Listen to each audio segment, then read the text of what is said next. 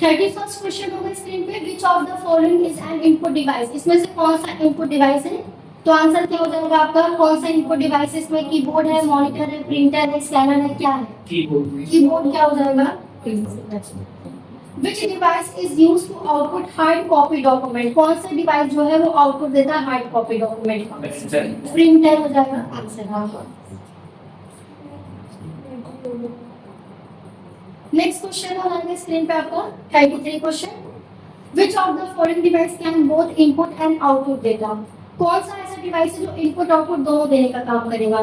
तो यहाँ पर आंसर हो जाएगा टच स्क्रीन। टच स्क्रीन क्या करेगा? इनपुट आउटपुट दोनों देने का काम करेगा। अब web camera is an example of which type of device, अब वेब कैमरा जो है वो किस तरह का आउटपुट डिवाइस है? इनपुट है, आउटपुट है, स्टोरेज या प्रोसेसिंग है? तो वेब कैमरा जो है वो इनपुट है, वेब कैमरा क्या है? इनपुट डिवाइस होता है। चलिए नेक्स्ट क्वेश्चन पर आते हैं 35 question, what is the primary function of monitor, monitor का प्राइमरी फंक्शन क्या होता है? तो मॉनिटर का जो काम होता है वो डिस्प्ले आउटपुट करने का होता है, ठीक है? जो भी हमें आउटपुट स्क्रीन पे दिखाई दे रही है वो किसकी दिखाई दे रही है? Which output device is commonly used for drawing on a computer, कौन सा जो है ड्राइंग करने के लिए यूज किया जाता है? ग्राफिक टैबलेट, जो ग्राफिक टैबलेट होते हैं उनका यूज किया जाता है किसी भी ऑब्जेक्ट को ड्राइंग करने के लिए, ठीक है? चलिए नेक्स्ट क्वेश्चन पर आते हैं,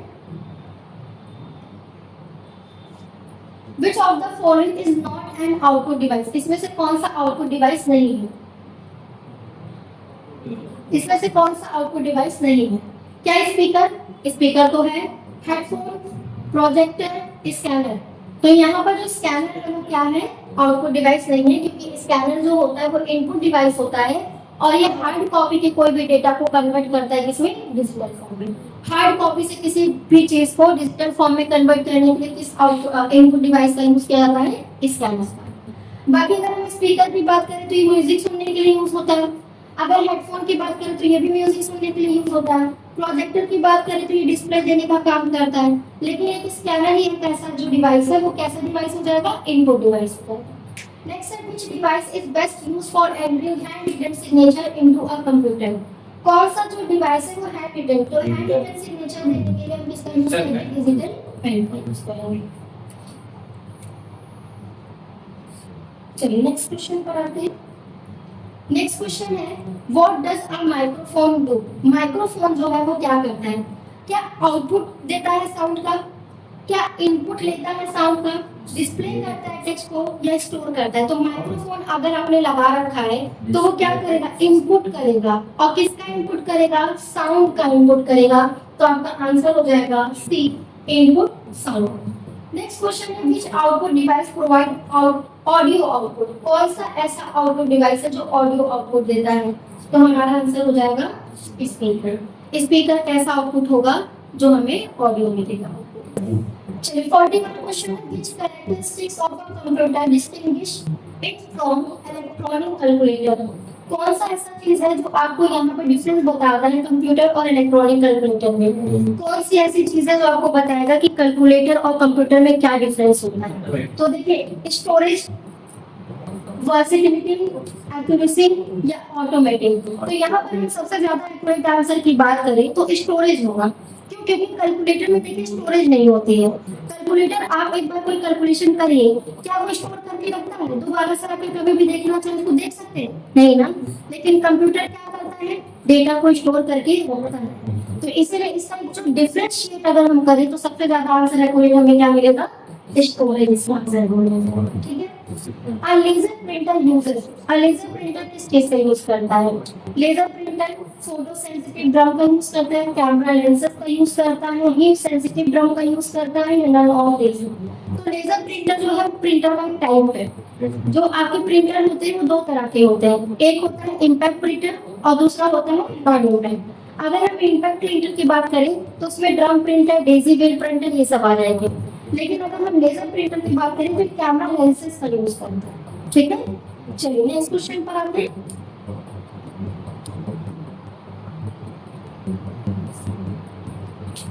नेक्स्ट है 44, what does the CPU stand for, ये सब आपको पता होगा। CPU stand for central processing unit. तो सेंट्रल प्रोसेसिंग यूनिट हमें ऑप्शन ए पर दिया है, एन पे टिक कर देंगे, central processing unit. Which of the following is an example of input device? Input device का एग्जांपल इसमें से कौन सा है? तो इनपुट डिवाइस का एग्जांपल क्या मॉनिटर होगा? नहीं, प्रिंटर स्पीकर नहीं होगा। तो क्या हो जाएगा? माउस हो जाएगा। माउस एक इनपुट डिवाइस का एग्जांपल हो जाएगा। नेक्स्ट क्वेश्चन आ जाते हैं 46। 46 question in this part of computer is considered the brain.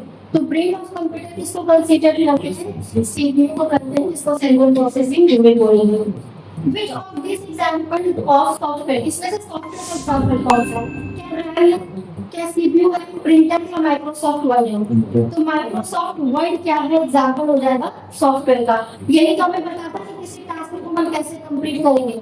कोई लेटर टाइप करना है, वर्ड प्रोसेसर पे ही जाकर हम टाइप कर सकते हैं। तो टास्क को कंप्लीट करने के लिए सॉफ्टवेयर की जरूरत पड़ेगी। ठीक है, चलिए नेक्स्ट क्वेश्चन पर आ जाते हैं। नेक्स्ट क्वेश्चन आपके स्क्रीन पे होगा।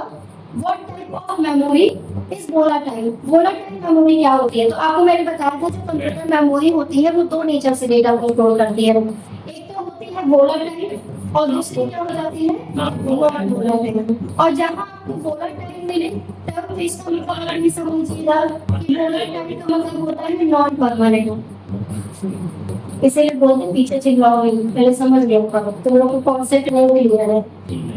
volatile का मतलब क्या हो जाएगा? Non permanent. और नॉन वोलेटाइल का मतलब हो जाएगा परमानेंट। तो ऐसी कौन सी मेमोरी होती है जो वोलेटाइल होती है? वोलेटाइल मतलब कि नॉन परमानेंट स्टोर करा है। तो मेमोरी जो होती है वो कैसे इंटरव्यू हो जाएगी? चलिए नेक्स्ट क्वेश्चन होगा which of the following is an operating system? इसमें से कौन सा ऐसा ऑप्शन है जो आपको लग रहा है ऑपरेटिंग सिस्टम है? तो अगर हम क्रोम की बात करें तो क्रोम ऑपरेटिंग सिस्टम नहीं है। क्रोम एक ब्राउजर। क्रोम क्या हो जाएगा? ब्राउजर। ओरेकल क्या है? एक लैंग्वेज है। तो ओरेकल भी आपका आंसर नहीं। फोटोशॉप की बात करें तो फोटोशॉप एक तरह का फोटो एडिटिंग सॉफ्टवेयर है। ये कैसा सॉफ्टवेयर है? Photo editing software. और अगर हम बात करें विंडोज की तो ये एक ऑपरेटिंग सिस्टम है। तो राइट आंसर आपका क्या हो जाएगा? विंडोज हो जाएगा। कि ऑपरेटिंग सिस्टम कौन सा है? तो विंडोज क्या है? Operating system. जबकि क्रोम क्या हो जाएगा? ब्राउजर हो जाएगा, Windows operating system, Oracle language, और फोटोशॉप क्या हो जाएगा? Photo editing application. चलिए नेक्स्ट क्वेश्चन देखते हैं। नेक्स्ट क्वेश्चन 15 क्वेश्चन है आपकी स्क्रीन पे। जीयूआई का फुल फॉर्म क्या होता है? तो जीयूआई का फुल फॉर्म होता है ग्राफिकल यूजर इंटरफेस। तो हमें बी वाला आंसर सही लग रहा है। बी वाला हम क्या करेंगे? टिक कर देंगे, ग्राफिकल यूजर इंटरफेस। जीयूआई का फुल फॉर्म क्या हो जाएगा? Graphical user interface. ये एग्जाम के पॉइंट ऑफ व्यू से सारे इंपॉर्टेंट क्वेश्चंस होंगे। इससे क्वेश्चन आपको मिल सकते हैं एग्जाम में। Which of the following is not a programming language? इनमें से कौन सा प्रोग्रामिंग लैंग्वेज नहीं है? तो मैं बात करूं पाइथन की तो ये भी एक तरह का प्रोग्रामिंग लैंग्वेज है। इसके थ्रू भी हम लोग प्रोग्राम बनाते हैं, प्रोग्रामिंग लैंग्वेज हो जाएगा ये भी। जावा की बात करें तो जावा भी प्रोग्रामिंग लैंग्वेज हो जाएगा, सी प्लस प्लस भी प्रोग्रामिंग लैंग्वेज हो जाएगा। बट प्रोग्रामिंग लैंग्वेज नहीं है तो क्या नहीं है? लाइनक्स नहीं है, क्योंकि लाइनक्स एक क्या है? ऑपरेटिंग सिस्टम है। ऑपरेटिंग सिस्टम वो सॉफ्टवेयर होते हैं जो हमें सिस्टम पे कैसे काम करना होता है, किसी सॉफ्टवेयर को रन कैसे कराना होता है, ये मदद करते हैं। तो ये तो आपकी प्रोग्रामिंग लैंग्वेज है। प्रोग्रामिंग लैंग्वेज मतलब जितनी भी आप चीजें देखते हो वो किसी ना किसी लैंग्वेज की कोडिंग पे हुए रहते हैं। तो आप जैसे कैलकुलेटर यूज कर रहे हो, आप कोई एप्लीकेशन यूज कर रहे हो, व्हाट्सएप चला रहे हो, तो प्रोग्रामिंग लैंग्वेज से मिलकर बना होता है। लेकिन ऑपरेटिंग सिस्टम हमें बताता है कि कंप्यूटर पे किसी काम को कैसे करना होता है। तो इसमें से पूछा है कि कौन सा प्रोग्रामिंग लैंग्वेज नहीं है? तो लाइनक्स क्या है? एक ऑपरेटिंग सिस्टम है। और कैसा ऑपरेटिंग सिस्टम है इसको भी हम लोग देख लेते हैं। तो ये एक ओपन सोर्स ऑपरेटिंग सिस्टम है। जब कभी बात है ओपन सोर्स की तो ये समझ लीजिएगा कि इसको खरीदने की जरूरत नहीं पड़ेगी। ओपन सोर्स का मतलब होते हैं ऐसे सॉफ्टवेयर जिनको हम फ्री में इंस्टॉल करके यूज कर सके। जैसे व्हाट्सएप को हम यूज करते तो कभी हमसे पैसे मांगे व्हाट्सएप ने? नहीं। लेकिन कुछ ऐसा एप्लीकेशन होता है जिनको इंस्टॉल करो पैसे देने पड़ेंगे, तो वो ओपन सोर्स नहीं होता, वो प्रोप्राइटरी होता है। और जिनको आप एक बार डाउनलोड कर लो, यूज करते रहो, उसके लिए कोई पैसे देने की जरूरत नहीं, वो क्या हो जाएगा? Open source. जिसका सोर्स क्या हो? ओपन, मतलब लाइसेंस वगैरह परचेज करने की जरूरत ना पड़े, उनको क्या करेंगे? Open source. चलिए नेक्स्ट क्वेश्चन पर आते हैं। 52 question. Which device is used to store data permanently? अब देखिए यहाँ पे बात आ गई डेटा परमानेंटली की। अगर हम कंप्यूटर मेमोरी के संदर्भ में इसकी बात करें तो यहाँ पर हमें नॉन वोलाटाइल के साथ जाना है। जब परमानेंट की बात करें तो हम क्या जाएंगे? Non volatile. Non volatile. तो which device is used to store data permanently? कौन सी डिवाइस है जो डेटा को परमानेंटली यूज करेगा स्टोर करने के लिए। तो देखिए रो मेमोरी में जो होता है वो परमानेंटली स्टोर करता है, हार्ड डिस्क में जो होता है वो परमानेंटली स्टोर करता है, और कैश मेमोरी में क्या होता है परमानेंटली स्टोर करता है। तो यहाँ पर हमारे में तीनों ही आंसर सही हो जाएगा, जबकि रैम कहीं क्या है ये नॉन परमानेंट है, बाकी सारा क्या है permanent. What kind of device is a keyboard. Keyboard किस तरह का डिवाइस है भाई, आउटपुट है नहीं, आउटपुट तो नहीं है। अगर हम बात करें इनपुट की तो हाँ ये इनपुट डिवाइस है, क्योंकि इसके थ्रू हम क्या करते हैं डेटा और इंस्ट्रक्शन कंप्यूटर तक पहुंचाते हैं।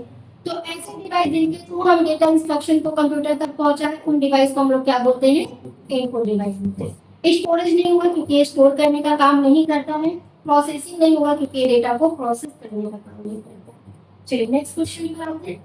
नेक्स्ट क्वेश्चन हो जाएगा 54। 54 क्वेश्चन है, what is the function of an operating system. Operating system का क्या काम है, manage hardware software, provide electricity, send email या डिस्प्ले ईमेल।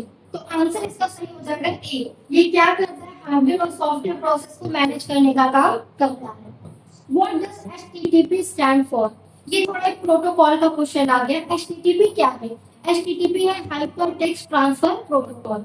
एचटीटीपी क्या हो जाएगा, हाइपर टेक्स्ट ट्रांसफर प्रोटोकॉल। तो इसमें देखिए हाइपर टेक्स्ट ट्रांसफर प्रोटोकॉल कौन सा हो जाएगा, तो हमारा आंसर हो जाएगा ए, हाइपर टेक्स्ट ट्रांसफर प्रोटोकॉल। चलिए नेक्स्ट क्वेश्चन पे आते हैं 56 question. Which of the following is not a hardware। इसमें से हार्डवेयर कौन सा नहीं होगा, तो मॉनिटर हार्डवेयर होगा, सीपीयू हार्डवेयर होगा, माउस हार्डवेयर होगा। तो हार्डवेयर कौन सा नहीं होगा, तो ऑपरेटिंग सिस्टम क्या होगा, हार्डवेयर नहीं होगा। तो हमारा आंसर क्या हो जाएगा, सी हो जाएगा, सी ऑपरेटिंग सिस्टम हार्डवेयर नहीं होगा। Which of this is not a type of computer memory। इसमें से कौन सा कंप्यूटर मेमोरी नहीं है, तो कंप्यूटर मेमोरी कौन सा नहीं है, रैम तो है, रोम है, और ये दोनों किसके टाइप है, प्राइमरी की सेकेंडरी के, तो ये इनको प्राइमरी के टाइप है। अगर हम सीपीयू की बात करें तो यही कंप्यूटर मेमोरी नहीं है, क्योंकि कैश मेमोरी तो आपको पता है कि फास्टेस्ट मेमोरी होती है कंप्यूटर की, सबसे तेज गति से डेटा को स्टोर करने वाली मेमोरी कौन सी होती है, कैश मेमोरी। तो यहाँ पर बाकी सारी तो हमारी मेमोरी, लेकिन कौन सा मेमोरी नहीं है, तो सेंट्रल प्रोसेसिंग यूनिट मेमोरी नहीं है, क्योंकि ये प्रोसेसिंग यूनिट है, ये डेटा को प्रोसेस करने का काम करता है। चलिए नेक्स्ट क्वेश्चन पर आते हैं 15। What does the BIOS stand for? BIOS क्या है, तो BIOS जो है वो बेसिक इनपुट आउटपुट क्या हो जाएगा, सिस्टम हो जाएगा। BIOS क्या हो जाएगा, बेसिक इनपुट आउटपुट सिस्टम। तो आंसर नंबर क्या हो जाएगा हमारा, ए हो जाएगा, बेसिक इनपुट आउटपुट सिस्टम। ठीक है। नेक्स्ट क्वेश्चन पूछ रहा है the smallest unit of data in computer is. जो डेटा स्टोर करने की सबसे छोटी यूनिट होती है वो क्या होती है, बिट होती है, बाइट होती है, निबल होती है, वर्ड होती है। तो यहाँ पर आंसर हो जाएगा बस सी। ठीक है। नेक्स्ट क्वेश्चन पर आ जाते हैं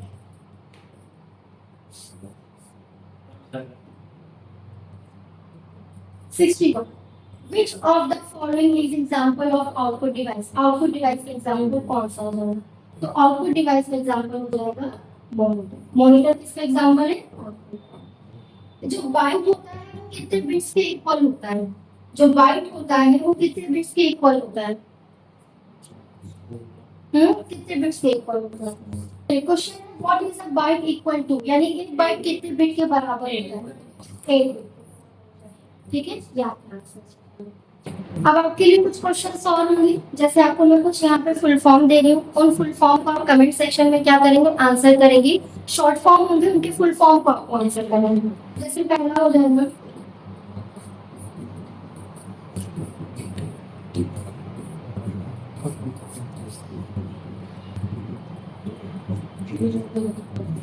full form of computer fundamental.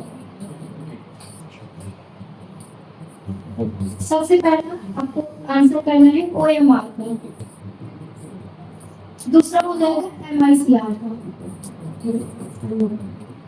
तीसरा हो जाएगा BCR का, फिर हो जाएगा DPI, फिर हो जाएगा OCR, 6 हो जाएगा डबल EP रूल, और 7 हो जाएगा S7।